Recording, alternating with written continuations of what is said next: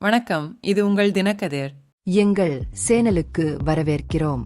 பெரியகுளத்தைச் சேர்ந்த 60 வயது விவசாயி ஆர் முருகவேல் சமீபத்தில் ரே முறையை பயன்படுத்தி அதிக நெல் விளைச்சலை பெற்றதற்காக முதலமைச்சர் ஸ்டாலினால் சி நாராயணசாமி நாயுடு விருது வழங்கி கௌரவிக்கப்பட்டார்.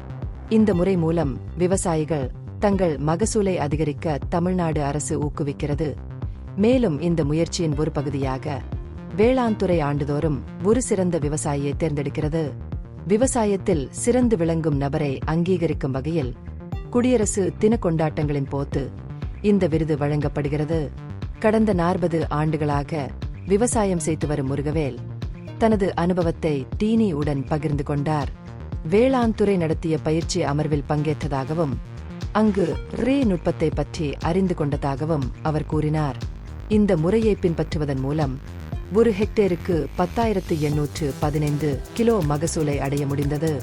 அவரது முயற்சிகள் அவருக்கு 5 லட்சம் ரூபாய் ரொக்க விருதை பெற்று தந்தன. அதை முதல்வர் வழங்கினார்.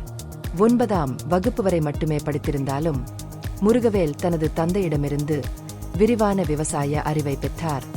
வேளாண் துறை அதிகாரிகள் பயிற்சி அமர்வுகளில் கலந்து கொள்ளவும் நவீன விவசாய நுட்பங்களை செயல்படுத்தவும் அவரை ஊக்குவித்தனர். பொதுவாக ஒரு ஏக்கருக்கு அவரது மகசூல் 7 டன்கள் வரை இருந்தது. ஆனால் ஃப்ரீ மூலம் அவர் அதை ஒரு ஏக்கருக்கு 10 டன்னாக அதிகரிக்க முடிந்தது. முருகவேல் தனது விவசாய செயல்பாட்டில் தொழில்நுட்பம் மற்றும் இயந்திரங்களையும் இணைத்தார். இது பயிர் மற்றும் களை அகற்றலுக்கு உதவியது.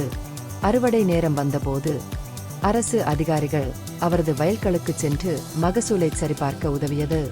அவர்களின் மதிப்பீடு அவரது விதிவிலக்கான முடிவுகளை உறுதிப்படுத்தியது.